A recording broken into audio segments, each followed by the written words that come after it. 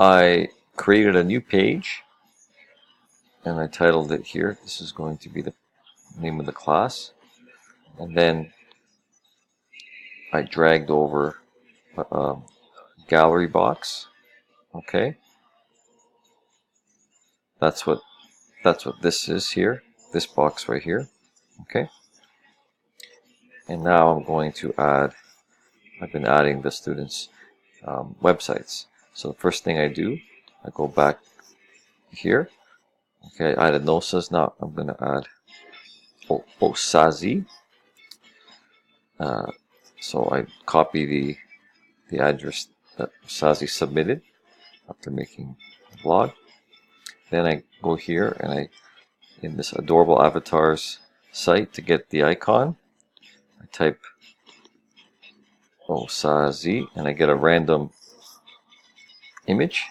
I take a screenshot of the image. Okay. And then I go to the Weebly. I add the image. Okay. And then I click twice. Okay. Then I get this small menu here. I go to caption, put in the name. Okay. And then I click it again. This menu comes up the first time now. And I put in the link.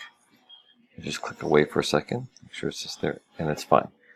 So now this is going to be, and then I click inside the gallery again to get the add image. But I wait for a second, I go back here, I grab Ravneet. Okay, Ravneet. Let's do this one more time. Let's grab Ravneet's link. Ravneet spelling, I get the spelling in my head. Ravneet. Okay, there's Ravneet's random avatar. Okay. Screenshot, add image.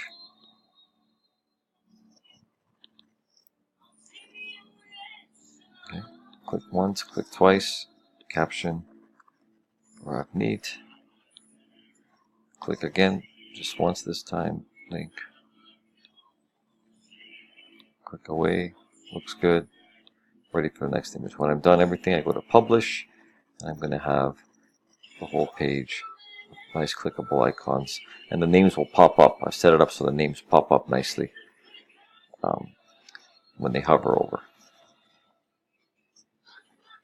Here, actually, I'll show you what that looks like. Publish. Okay, there's my website. So I can just open it up here and see how it looks to the public. Okay, I've got them all under students. Okay, so it's 9 English. There it is. This is the link I'm going to copy and post in the classroom as a resource, right? But look, see how they pop up here, and they'll all be clickable to their sites.